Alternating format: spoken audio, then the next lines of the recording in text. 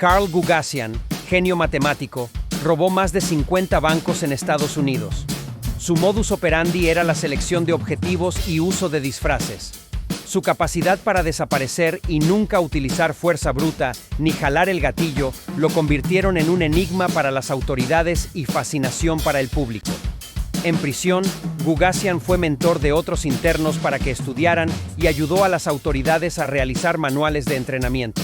Su historia es objeto de culto en la cultura pop y en estudios avanzados de criminología.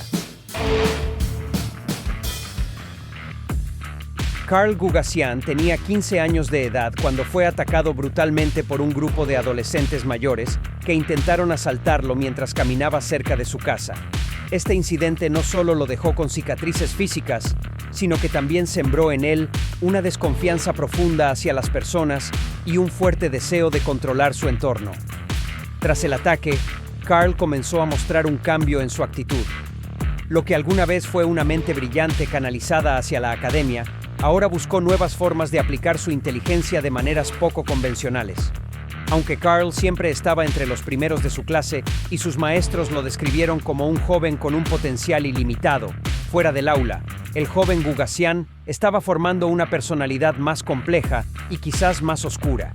Después de graduarse de la preparatoria con honores, ingresó a la Universidad Estatal de Villanova, donde estudió matemáticas e hizo su servicio militar en el ejército de los Estados Unidos. Tras su regreso del servicio, comenzó a explorar el potencial delictivo de sus habilidades. Primero experimentó con crímenes menores, como hurtos y falsificación, aprendiendo de sus errores y perfeccionando sus métodos. Carl también aprovechó sus estudios de posgrado en matemáticas para entender cómo minimizar riesgos y maximizar sus posibilidades de éxito. La meticulosidad con la que planeaba sus movimientos le dio una ventaja que pocos criminales podían igualar. En los años 70, Carl comenzó a idear un plan maestro que le permitiría robar bancos con una precisión casi quirúrgica. La elección de operar los viernes por la noche no fue al azar. Carl había identificado que los bancos rurales, particularmente en áreas poco pobladas, eran los más vulnerables en este horario. La combinación de horarios extendidos, menos personal y una mayor acumulación de efectivo tras la semana laboral hacía de estos bancos un blanco ideal. Además, al robar al final del día, tenía todo el fin de semana para desaparecer antes de que las autoridades pudieran rastrearlo. El éxito de Carl Gugasian no fue fruto del azar. Su modus operandi estaba diseñado como una máquina precisa, con cada componente calculado al detalle. Cada robo que realizaba seguía una fórmula que combinaba planificación exhaustiva, eficiencia y un conocimiento profundo de las debilidades humanas y tecnológicas. Usaba mapas para trazar rutas de escape y analizaba detenidamente las opciones de entrada y salida del banco. Además, creaba depósitos estratégicos en bosques cercanos donde almacenaba disfraces, armas y vehículos robados, listos para usar en caso de necesitar un cambio rápido. Una de las marcas distintivas de Carl era su habilidad para ocultar su identidad.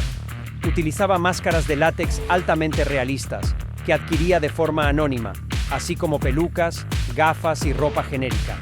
Cambiaba su apariencia de manera constante, dificultando a los testigos ofrecer descripciones fiables. Además, usaba guantes en todo momento para evitar dejar huellas dactilares. Este enfoque perfeccionado le permitió mantenerse fuera del radar durante casi 3 décadas. Entraba al banco de manera rápida y controlada con un arma corta para intimidar pero sin intención de usarla. Su actitud era fría y calculada, lo que evitaba que la situación se saliera de control. Mantenía sus robos extremadamente breves, rara vez superando los 2 minutos. Su filosofía era simple: cuanto menos tiempo estuviera en el banco, menores eran las posibilidades de ser capturado. Pedía a los empleados que llenaran una bolsa con billetes pequeños, evitando rastreadores o explosivos de tinta. Una vez fuera del banco, Carl desaparecía casi como un fantasma. Su ruta de escape estaba planificada con tal precisión que las autoridades rara vez encontraron pistas útiles. Cambiaba de vehículo en puntos previamente designados y se adentraba en áreas boscosas, donde los helicópteros y patrullas perdían su rastro. Este enfoque militarizado lo convirtió en un objetivo frustrante para los detectives de la policía. A diferencia de otros criminales, Carl no se dejaba llevar por la codicia o la impulsividad. Si algo no se alineaba con sus cálculos, abortaba el plan sin dudarlo. Además, mantenía un perfil bajo en su vida personal, evitando cualquier gasto extravagante que pudiera llamar la atención. En sus casi 30 años de actividad, Gugasian ejecutó más de 50 robos sin ser capturado. Las autoridades locales y federales estaban desconcertadas, incapaces de encontrar un patrón claro que los condujera a él. Los medios comenzaron a cubrir sus hazañas, aumentando su notoriedad y consolidando su reputación como el ladrón de bancos de los viernes por la noche. Su modus operandi no solo lo convirtió en uno de los criminales más exitosos de su tiempo, sino también en un caso de estudio para la criminología moderna, fascinando a expertos por la combinación de inteligencia, disciplina y creatividad detrás de sus crímenes. Los robos de Carl Gugasian no solo causaban pérdidas económicas para los bancos, sino que también generaban una ola de incertidumbre en las pequeñas comunidades que solía atacar. Estos pueblos rurales, donde la vida transcurría de manera tranquila, fueron sacudidos por la repetición de crímenes que parecían sacados de una película de Hollywood. Para los residentes, el miedo a lo desconocido se convirtió en una constante. Los bancos en las zonas rurales eran considerados instituciones intocables, un símbolo de estabilidad en estos pequeños pueblos. Los robos de Gugasian desafiaban esa percepción. Los empleados, muchos de ellos conocidos personalmente por los clientes, quedaron traumatizados después de enfrentar la fría precisión con la que el ladrón operaba. En varios casos, dejaron su trabajo debido al miedo constante de que el criminal pudiera regresar. El ladrón de bancos de los viernes por la noche representó un enigma. A pesar de décadas de actividad, Carl se las arregló para mantenerse un paso adelante, siempre burlando a la policía local y del estado de Pensilvania. Los patrones que solían ser clave para atrapar a criminales no se aplicaban a él. Era impredecible, nunca robaba en la misma área en intervalos regulares y su habilidad para desaparecer sin dejar rastro confundía a los investigadores. El FBI eventualmente tomó el caso debido a que asaltó bancos fuera del estado de Pensilvania, aunque seguía siendo la misma zona. Al traspasar los límites estatales, se convirtió en un asunto de índole federal. Pero incluso el FBI, con toda su experiencia en capturar criminales, se encontraron con un adversario formidable. Se realizaron múltiples reuniones y se asignaron agentes especializados para estudiar los robos, pero el perfil de Gugasian era tan meticuloso que no dejaba cabos sueltos. Los bancos que Carl atacó implementaron cambios significativos en sus protocolos de seguridad. Algunos comenzaron a contratar más guardias, otros modificaron sus horarios para cerrar más temprano los viernes. Se instalaron cámaras adicionales y sistemas de alarma más avanzados, pero la falta de presupuesto en estos pequeños bancos limitaba las mejoras, lo que dejaba a muchos de ellos aún vulnerables. La prensa desempeñó un papel importante en amplificar la leyenda de Gugasian. Los reportajes sobre sus robos describieron a un ladrón casi sobrehumano, que parecía tener la habilidad de desaparecer en el aire. Este nivel de notoriedad contribuyó a alimentar la fascinación del público, convirtiéndolo en una figura de culto entre los aficionados al crimen. Sin embargo, esta atención mediática no fue del todo negativa para las autoridades. Al hacer públicos ciertos detalles de los robos, el FBI esperaba que alguien reconociera un patrón o proporcionara información que pudiera conducir a su captura. Aunque esto tardaría años en dar resultados, fue un factor clave en el desenlace de su historia. El principio del fin comenzó cuando un grupo de niños jugaba en un bosque cercano a su vecindario en Pensilvania. Mientras exploraban, encontraron un tubo de drenaje oculto que contenía varias bolsas. Intrigados, informaron a la policía, quien investigó el hallazgo. Para sorpresa de los oficiales, las bolsas contenían disfraces, armas, planos de bancos y dinero en efectivo, todo cuidadosamente almacenado. Este depósito era uno de los escondites estratégicos de Gugasian, pero su ubicación había sido descubierta por casualidad. La evidencia encontrada en el escondite conectó rápidamente a las autoridades con una serie de robos ocurridos en las últimas décadas. Las armas coincidían con descripciones de testigos y los disfraces coincidían con las imágenes de cámaras de seguridad. Los mapas detallados de los bancos atacados proporcionaron el vínculo final que unió los cabos sueltos. Con esta evidencia, el FBI y la policía local comenzaron a buscar al dueño del escondite. Las huellas dactilares y otros rastros los condujeron a Gugasian, quien, hasta ese momento, había llevado una vida aparentemente normal. Había evitado cualquier comportamiento ostentoso y vivía en un vecindario tranquilo, lejos del perfil típico de un criminal en serie. Las autoridades monitorearon su casa durante semanas, recopilando más pruebas antes de actuar. Finalmente, en una operación cuidadosamente planeada, lo arrestaron en su residencia. La noticia de su captura fue un evento mediático en Estados Unidos. Durante años, Gugasian había sido una figura casi mitológica para la policía, el FBI, los medios y el público en general. Su caída generó tanto asombro como alivio. Tras su arresto, Carl mostró la misma calma y control que lo habían caracterizado durante sus robos.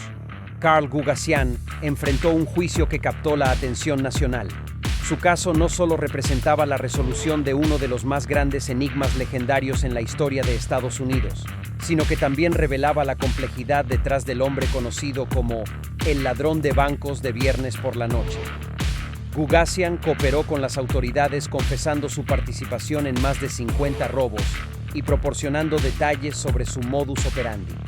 Esta estrategia tenía un objetivo claro: reducir su condena al mostrar arrepentimiento y disposición para colaborar. La defensa de Carl se centró en resaltar su carácter como alguien que había evitado la violencia en todos sus robos. Carl mantuvo una actitud calmada y respetuosa durante todo el proceso. Nunca negó su culpabilidad y expresó arrepentimiento por sus acciones, aunque dejó claro que sus crímenes no habían sido impulsivos, sino el resultado de una planificación meticulosa. Este reconocimiento de su propia inteligencia y habilidades sorprendió a muchos en la sala del tribunal. En 2003, Carl Gugasian fue condenado a 17 años de prisión federal, una sentencia que fue considerada relativamente leve dada la magnitud de sus crímenes. Su cooperación con las autoridades y el hecho de que no había herido a nadie durante sus robos jugaron un papel crucial en la decisión del juez. La condena de Gugasian generó un debate entre quienes lo admiraban por su genialidad y por nunca jalar el gatillo ni tocar a nadie por más de 30 años, mientras que otros creían que su meticulosidad no debería ser motivo de indulgencia. Tras su condena, Carl declaró que aceptaba su destino y expresó que había encontrado un extraño sentido de satisfacción en la precisión de sus robos, comparándolo con resolver un complejo problema matemático. Esta perspectiva ofrecía una visión única de la mente detrás de los crímenes, pero su historia continuaría siendo objeto de análisis y fascinación aun cuando estuvo tras las rejas. Carl Gugasian utilizó su tiempo en prisión para compartir su conocimiento con otros reclusos. Impartió clases a otros internos, ayudándolos a obtener su equivalencia de estudios secundarios y enseñándoles habilidades matemáticas y de estadística. Para muchos de sus compañeros, estas clases fueron una oportunidad para desarrollar habilidades que nunca habían tenido antes, y Carl se convirtió en una figura de mentor inesperada dentro de la prisión, pues algunos de ellos, al cumplir sus condenas e integrarse a sus comunidades, decidieron seguir estudiando, como Eddie Johnson, que fue entrevistado por el Times, en donde habla de su experiencia en la cárcel y cómo la visión de estudiar y hacer negocios fue inculcada por su mentor, Carl Gugasian. Eddie estudió un curso de 3 años en una escuela nocturna municipal mientras trabajaba en un taller mecánico automotriz y al concluir sus estudios, abrió su propio taller de autos en el estado de Pensilvania. Además, Carl continuó cooperando con las autoridades en prisión, enseñándoles a comprender mejor cómo los criminales planean y ejecutan robos. Sus conocimientos se utilizan para entrenar a agentes en la prevención de robos a bancos, lo que lo convirtió en un recurso valioso para manuales de estudio para las autoridades. Carl logró reducir su condena de manera significativa después de algunos años de convertirse en el mentor de internos y de las autoridades, y al día de hoy goza de su libertad y lleva una vida tranquila en Pensilvania como mentor comunitario de personas con propensión al crimen que intenta llevarlos al camino del estudio y esfuerzo. Uno de los grandes temas para pensar en esta historia de crimen es si la vida criminal de Carl fue producto de una falta de oportunidades para encauzar su intelecto en direcciones legítimas, o si simplemente eligió conscientemente un camino ilícito. Más que su brillantez en matemáticas, Carl era un pensador. Un hombre que fácilmente podría haber sobresalido en cualquier ámbito profesional, pero eligió el crimen como su forma de expresión. Esto plantea la pregunta: ¿fue un genio mal encauzado o alguien que simplemente encontró en el crimen el reto intelectual que necesitaba? La historia de Carl Gugasian se ha convertido en un fenómeno cultural. Documentales, artículos de investigación y programas de televisión han explorado su vida y crímenes, pintándolo tanto como un villano sofisticado como un genio incomprendido. Su apodo, el ladrón de bancos de los viernes por la noche, encapsula la mística que rodea su figura criminal y después redimida. La leyenda del ladrón de bancos que ahora es mentor juvenil. Este contraste ha hecho que su historia sea aún más atractiva para la narrativa popular. Durante más de 30 años, Carl no usó sus armas ni golpeó a nadie ni una sola vez. Esto lo diferencia de muchos otros criminales y lo convierte en una figura atípica en el mundo del crimen. ¿Era este un acto deliberado para reducir las consecuencias legales en caso de ser atrapado?